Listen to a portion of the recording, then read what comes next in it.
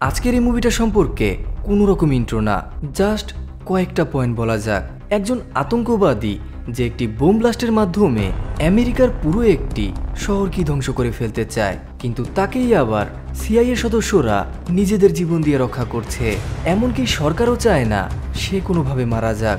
অন্যদিকে একটি সন্ত্রাসী সংগঠন ঠিক একইভাবে তাকে রক্ষা করতে চায়। যদি অ্যাকশনের কথা বলি, পুরো মুভিটা জুড়েই অ্যাকশন। যদি পুরো ভিডিওটা দেখেন আপনিও এটা বলতে বাধ্য হবেন এটা আপনার দেখা সেরা মুভিগুলোর মধ্যে একটা। এই জন্য আমি আমার সর্বোচ্চ দিয়ে চেষ্টা করেছি মুভিটাকে ভালোভাবে আপনাদের সামনে উপস্থাপন করতে। যদি ভিডিওটা ভালো লেগে থাকে তাহলে একটা লাইক এবং অবশ্যই একটা কমেন্ট করে দেবেন। চ্যানেলটাকে সাবস্ক্রাইব করে না থাকলে অবশ্যই চ্যানেলটাকে সাবস্ক্রাইব করে দেবেন। তো যাওয়া যাক মুভির স্টোরিতে। মুভিটি শুরু হয় এবং আমরা ওয়াশিংটন ডিসির একটি সামুদ্রিক বন্দরে বেশ কয়েকজন সিআইএ অফিসারকে দেখি, যারা এখানে একটি বড় ধরনের মিশন পরিচালনা করছে। কারণ তাদের কাছে ইনফরমেশন আছে এখানকারই একটি কন্টেনারের মধ্যে একটি বিশেষ ধরনের ওয়েপেন রাখা, যেটার মাধ্যমে এখানকার মাফিয়া চক্রের বেশ কয়েক জায়গায় হামলা চালানোর কথা। কিছুক্ষণের মধ্যেই সিআইএ এবং ওই আতঙ্কবাদীদের মধ্যে ভয়াবহ একটি বন্দুকযুদ্ধ শুরু হয়। আর এই পুরো মিশনটাকে জেনিফার নামের একটি মেয়ে লিড করছিল। কিন্তু তারা যখন সেখানকার সন্ত্রাসীদেরকে মেরে একের পর এক কন্টেনারগুলোকে ওপেন করে, তারা তখন ওই কন্টেনারগুলোর মধ্যে কোনো রকম ওয়েপেন খুঁজে পায় না।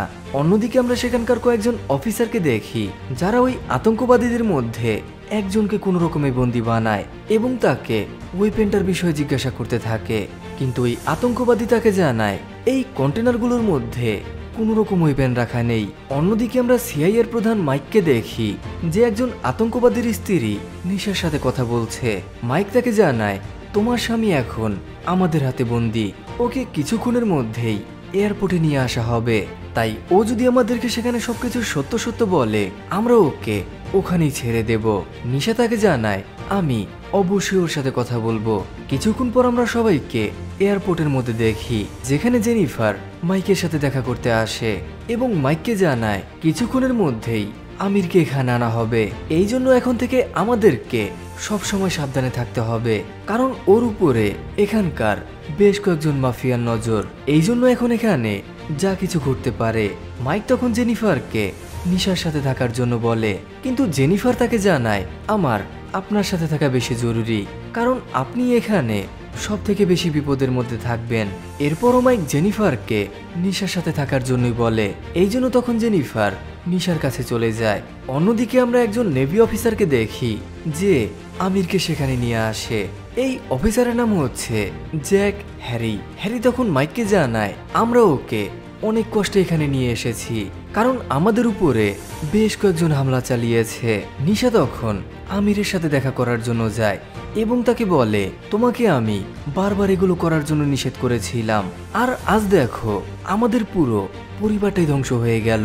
তুমি যদি চাও আমাদের যতটুকুই আছে ততটুকুই রক্ষা করতে, তাহলে ওরা যাই জানতে চাইছে ওদেরকে সবকিছু সত্য সত্য বলো, কারণ আমি তোমার সন্তানের মা হতে যাচ্ছি। কারণ আমি চাই না ও দুনিয়াতে এসে তোমার মতো একজন বাবা পাক। এই জন্য ওদেরকে সবকিছু সত্য সত্য বলো, ওদেরকে এটা বলে দাও বোমটা আসলে কোথায় রাখা। আমির এগুলো শুনে অনেকক্ষণ চুপচাপ দাঁড়িয়ে থাকে, যেখানে আমরা আমিরের মধ্যে ধীরে ধীরে পরিবর্তন লক্ষ্য করতে থাকি। এখানেই আমাদেরকে আমিরের পেছনের গল্পটা বলা হয়, কারণ আমির যখন প্রথমবারের মতো আমেরিকাতে এসেছিল এবং তার একজন রিলেটিভের অনুষ্ঠানে যায়, তখনই সেখানে সিআইএ অফিসাররা আসে এবং আমিরের উপরে মিথ্যা একটি দোষারোপ দেয়, যেখানে তারা বারবার এটাই বলছিল আমির হচ্ছে ইরাকের ভয়ঙ্কর একজন আততায়ী। কিন্তু আমির তাদেরকে অনেকভাবে বোঝানোর চেষ্টা করে যে আমি এখানে অল্প কিছুদিন হলো এসেছি, আমার সাথে কোনো রকম আতঙ্কবাদীদের সম্পর্ক নেই। কিন্তু তারা তার কোনো কথাই বিশ্বাস করে না, যার ফলে কিছুক্ষণের মধ্যেই সেখানে একটি ভয়াবহ গোলাগুলি শুরু হয় এবং সেখানকার একটি বুলেট গিয়ে সোজা আমিরের শরীরে গিয়ে লাগে। সেদিনের পর থেকে আমির এটা সিদ্ধান্ত নেয় সে কোনো না কোনো একদিন এই আমেরিকার মধ্যে বড় ধরনের ব্লাস্ট ঘটাবে, যাতে আমেরিকানরা এটা বুঝতে পারে সাধারণ মানুষের উপরে মিথ্যা দোষারোপ করার ভয়াবহ পরিণতি কি। অন্যদিকে আমরা জ্যাককে দেখি, সে যখন তার স্ত্রীর সাথে কথা বলতে বলতে উপরের তলার দিকে যায়, তখনই সে সেখানে দুজন অদ্ভুত লোককে দেখে। জ্যাক তখন তাদেরকে পিছু করতে থাকে। একসময় তারা বেসমেন্টের মধ্যে চলে যায়।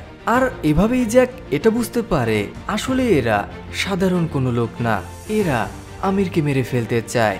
এই জন্য জ্যাক তাদের দুজনের উপরে অতর্কিত হামলা করে। কিন্তু জ্যাক ধীরে ধীরে এটা বুঝতে পারে এখানে শুধুমাত্র দুজন ব্যক্তি না, আরো বেশ কয়েকজন আছে যারা সবাই আমিরকে এখানেই শেষ করতে চায়। কিছুক্ষণের মধ্যে সেখানে প্রচন্ড গোলাগুলি হতে শুরু করে, যেখানে ওই আততায়ীগুলো সেখানে থাকা সিআই অফিসারদেরকে এক এক করে শেষ করে দেয়। অন্যদিকে জ্যাক কোনো রকমে আমির এবং নিশাকে নিয়ে গাড়ির মধ্যে উঠে পড়ে, কারণ সে কোনোভাবেই চায় না আমির এখানে মারা যাক। এভাবেই তারা আবারও সামনের দিকে এগিয়ে যায়। জ্যাক তখন কন্ট্রোল রুমের সাথে যোগাযোগ করার জন্য অনেকভাবে চেষ্টা করতে থাকে, কিন্তু সে কোনোভাবেই সেটা করতে পারে না, কারণ আতঙ্কবাদীরা এখানকার পুরো সিস্টেমটাকে জ্যাম করে দিয়েছে। তারা যতই সামনের দিকে যাচ্ছিল আতঙ্কবাদীরা তাদের উপরে ততই হামলার মাত্রা বাড়িয়ে দেয় এবং তারা এমন এমন বিপদের সম্মুখীন হতে থাকে যার ফলে জ্যাক এটা ভালোভাবেই বুঝতে পারে তারা যদি এখন এয়ারপোর্ট থেকে বাইরে বেরিয়ে যায় তাহলে সেটাই আতঙ্কবাদীদের জন্য আরো সহজ হবে সবাইকে শেষ করে ফেলতে।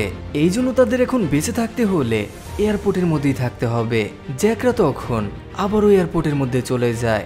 আমির তখন জ্যাককে জিজ্ঞাসা করে ওরা কার পেছনে পড়ে আছে, ওরা কি আমাকে মারতে চায় নাকি তোমাকে মারতে চায়?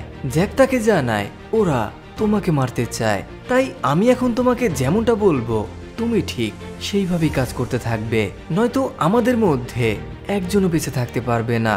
এভাবেই সে আমিরকে জানায় তুমি এখন থেকে নিশার খেয়াল রাখবে, ততক্ষণে আমি ওদেরকে শেষ করে আসছি। এভাবেই জ্যাক আবারও নিচের দিকে চলে যায়, কিন্তু কিছুক্ষণের মধ্যেই আমরা একজন আতঙ্কবাদীকে দেখি যে সরাসরি আমিরের সামনে এসে দাঁড়ায় এবং তার ফোনের মধ্যে থেকে আমিরের ছবিটা দেখতে থাকে। সে কিছু করার আগেই জ্যাক সেখানে চলে আসে এবং ওই আতঙ্কবাদীকে সেখানেই শেষ করে দেয়। মুভি প্রেমীদের জন্য স্পেশাল অফার শুধুমাত্র 1xBet-এ, এমনকি 100% বোনাস পর্যন্ত ডিপোজিটে। আমি জানি এটা অবিশ্বাস শোনাতে পারে, কিন্তু কিছু বিনামূল্যে নগদ অর্থ উপার্জন করা অনেক সহজ হয়ে গেছে এবং আমার ফলোয়ার্সরা ইতিমধ্যে এটি করে ফেলেছে। ফাহিম, আজাদ, আবরার এবং হাসিবকে অনেক ধন্যবাদ, তারা এটি চেষ্টা করেছে এবং ইতিমধ্যে জিতেছে। আপনিও এটা করতে পারেন শুধুমাত্র এই 3টি সহজ ধাপ অনুসরণ করে। 1. আমার বায়োতে থাকা লিঙ্কে ক্লিক করুন এবং 1x প্ল্যাটফর্মে নিবন্ধন করুন। 2. নিবন্ধন করার পরে ন্যূনতম 300 টাকা জমা করুন। 3. উপহার বিভাগে যান এবং আমার প্রোমো কোড FLICKV টাইপ করুন। এরপরে আপনি তাৎক্ষণিকভাবে 50 থেকে 1 লক্ষ টাকা বোনাস পাবেন। আপনি বাজি ধরার পরে বিকাশ, নগদ, রকেট উপায়ের মাধ্যমে এই অর্থ আপনার ব্যাংক অ্যাকাউন্টে স্থানান্তর করতে পারবেন, অথবা 1x প্ল্যাটফর্মে একাধিক গেম খেলতে পারেন যাতে পরিমাণ আরো বৃদ্ধি হবে। সিদ্ধান্ত আপনার। তবে মনে রাখবেন এই অফারটি শুধুমাত্র তাদের জন্য যারা নিবন্ধনের পরে ন্যূনতম 300 টাকা জমা করবেন। সম্পূর্ণ প্রক্রিয়াটি নিরাপদ এবং সুরক্ষিত এবং কারো সাহায্যের প্রয়োজন হলে 1x 24 আওয়ার্স গ্রাহক সহায়তা প্রদান করে। তাহলে আপনি কিসের জন্য অপেক্ষা করছেন?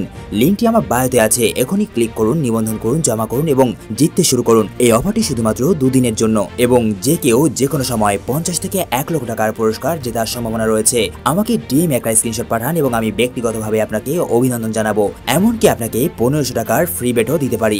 এভাবেই জ্যাক এটা বুঝতে পারে এরা আমিরকে মারার জন্য নয়, বরং আমিরকে জীবিত নিয়ে যেতে চায়, কারণ তারাও জানে না বোমটা আসলে কোথায়। এই জন্য জ্যাক আমিরকে বলে এক্ষুনি আমাকে বোমটা সম্পর্কে বলো, কিন্তু আমির তাকে বলে আমি তোমাকে এখন কোনোভাবেই ওটার বিষয়ে বলবো না, কারণ আমি যদি তোমাকে এখন ওই বোমটার বিষয়ে বলি তাহলে তুমি আমাকে এখানেই মেরে ফেলবে।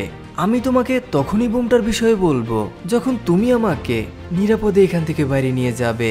যেহেতু জ্যাকের কাছে আর কোনো কিছুই করার ছিল না, এই জন্য সেও রাজি হয়ে যায়। জ্যাক তখন তাদেরকে বুলেট প্রুফ জ্যাকেট পরিয়ে আবারও সামনের দিকে যেতে থাকে।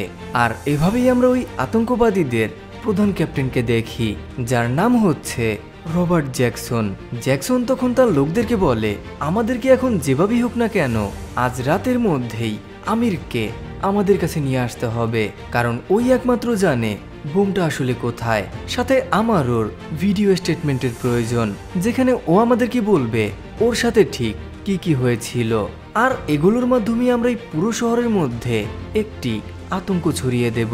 এরপর জ্যাকসন তার এক সহকর্মীর কাছে যায় এবং তাকে বলে এখানকার সবগুলো সিসিটিভিকে অ্যাক্সেস করার জন্য।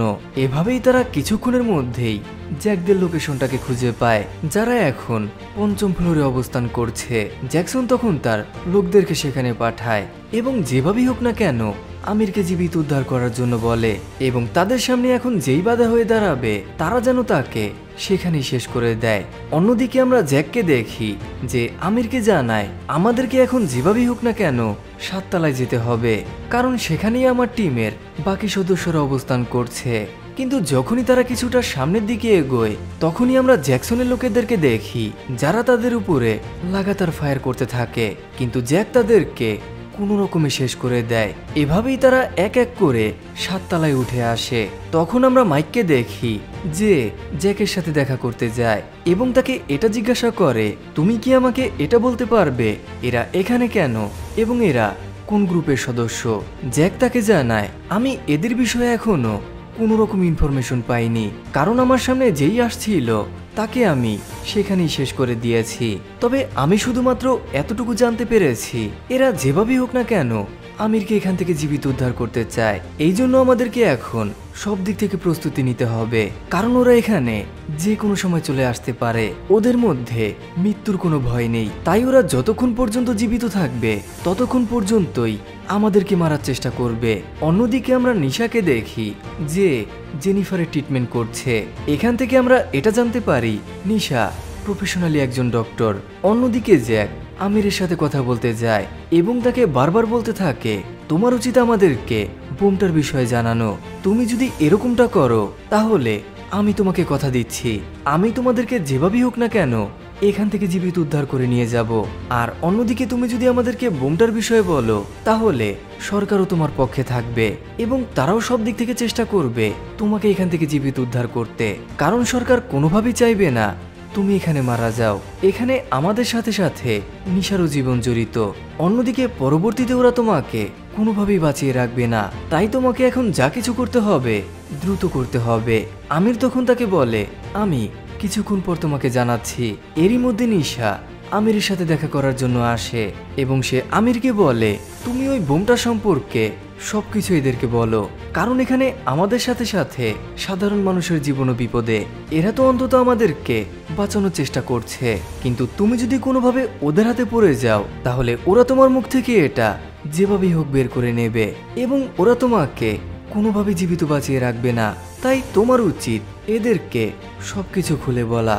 অন্যদিকে জেনিফার জ্যাকের সাথে দেখা করার জন্য যায় এবং তাকে আতঙ্কবাদীদের পুরো টিমটা সম্পর্কে জিজ্ঞাসা করে, কিন্তু জ্যাক তাকে জানায়, আমি ওদের বিষয়ে এখনো কিছু জানতে পারিনি, তবে ওদের মধ্যে একজনের ফোন এখন আমার কাছে, আর এটার মাধ্যমে আমি শুধুমাত্র এতটুকু জানতে পেরেছি এরা ভার্জিনিয়ার স্থানীয় একটি আততায়ী সংগঠন।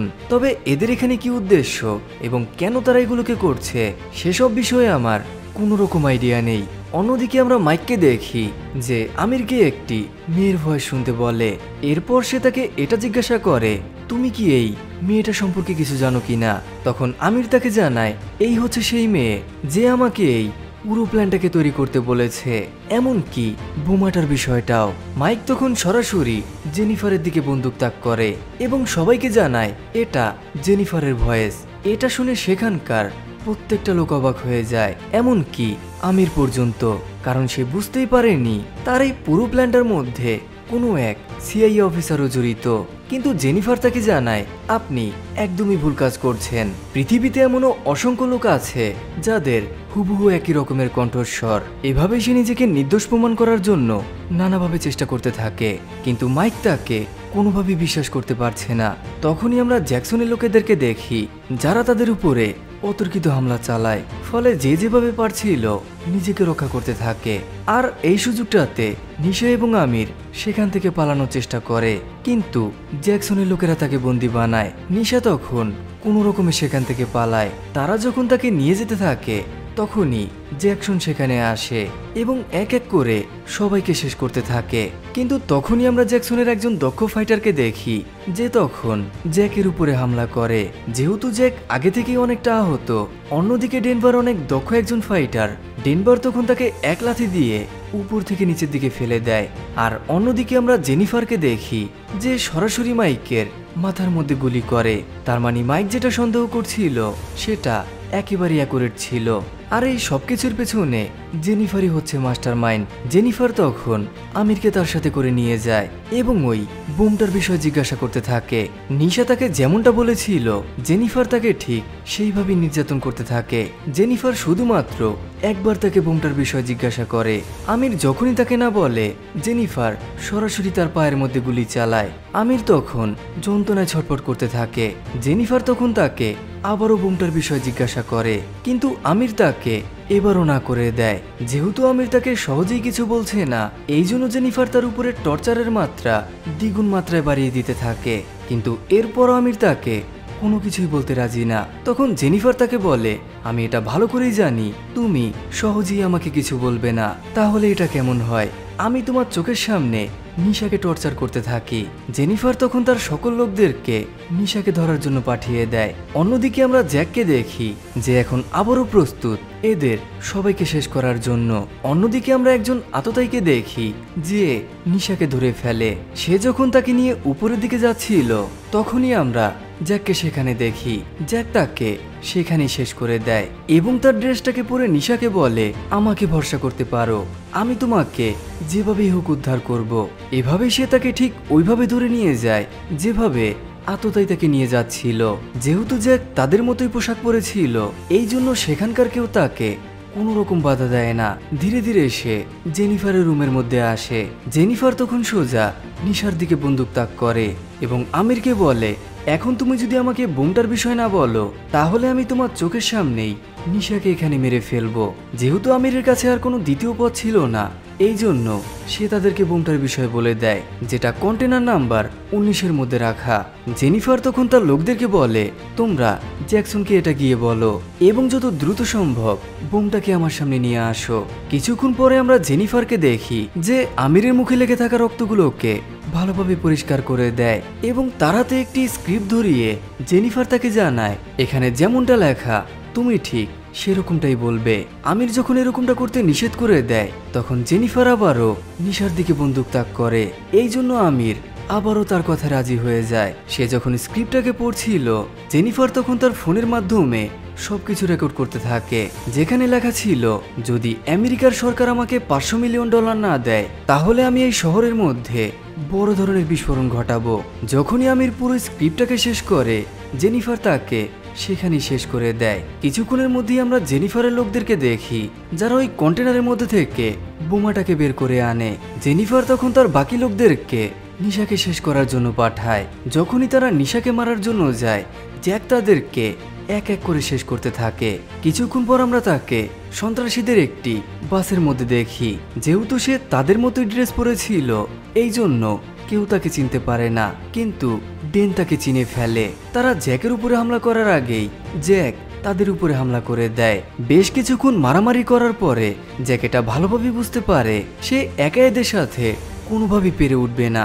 এই জন্য সে কোনো রকমে একটি ওয়্যার হাউসের মধ্যে গিয়ে লুকায়। তখনই আমরা সেখানকার বাকি সন্ত্রাসীদেরকে দেখি যারা জ্যাককে মারার জন্য ফ্যাক্টরিটার মধ্যে প্রবেশ করে। জ্যাক আসলে এরকমটাই করতে চাইছিল, কারণ এটাই একমাত্র সুযোগ এদের এক এক করে শেষ করে ফেলার। জ্যাক তখন তাদের উপরে অতর্কিত হামলা করতে থাকে। কিছুক্ষণের মধ্যেই জ্যাক ড্যানের সামনে এসে দাঁড়ায়, কিন্তু ড্যান এবার তার সাথে বেশিক্ষণ টিকতে পারে না। জ্যাক তার গলাটাকেই ভেঙে দেয়। অন্যদিকে আমরা জেনিফারকে দেখি যে এখান থেকে যাওয়ার জন্য একটি প্রাইভেট ফ্লাইট বুক করে এবং জ্যাকসনকে জানায়, তুমি এই বোমাটাকে অ্যাম্বুলেন্সের মাধ্যমে ঠিক ওই জায়গাটার মধ্যে পাঠিয়ে দাও যেখানে আমরা বিস্ফোরণটাকে ঘটাতে যাচ্ছি। জ্যাকসনও ঠিক সেইভাবেই কাজ করতে থাকে।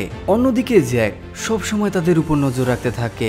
যেহেতু ততক্ষণে সেখানে নেটওয়ার্ক ফিরে এসেছে জ্যাক তখন দ্রুত এফবিআইদের কাছে ইনফর্ম করে। এরপর জ্যাক ওই আততায়ীগুলোকে এক এক করে শেষ করতে থাকে। একসময় তার সাথে জ্যাকসনের মুখোমুখি সংঘর্ষ হয়, কিন্তু সে তাকে হাতকড়া দিয়ে বন্দি বানিয়ে ফেলে, কারণ সে চাইছিল এফবিআই যেন তাকে জীবিত উদ্ধার করতে পারে এবং তার মাধ্যমে সকল ইনফরমেশন খুঁজে বের করতে পারে। এরপর সে সোজা বিমানের মধ্যে ঢুকে যায় এবং জেনিফারকে আত্মসমর্পণ করার জন্য বলে। জেনিফার তাকে দেখে এটা ভালোভাবেই বুঝতে পারে তার টিমের আর একজনও জীবিত নেই। জেনিফার তখন তাকে নানাভাবে ভয় দেখাতে থাকে, কিন্তু জ্যাক এগুলোর কোনো কিছুতেই ভয় পায় না। এবং তাকে আত্মসমর্পণ করার জন্য বলে। তখনই আমরা সেখানে FBI অফিসারদেরকে দেখি। FBI টিম তখন জেনিফারকে অ্যারেস্ট করে নিয়ে যায়। তবে এই প্রসেসটার মধ্যেই জ্যাক জেনিফারের মোবাইলটাকে তার কাছে সরিয়ে রাখে এবং সেখানে থাকা আমিরের ভিডিওটাকে পুরোপুরি ডিলিট করে দেয়। আর এরকমটা করার একটাই মাত্র কারণ জ্যাক চায় না নিশা এই ঝামেলাগুলোর মধ্যে পড়ুক। আর এভাবেই এই অসাধারণ মুভিটি এখানেই শেষ হয়।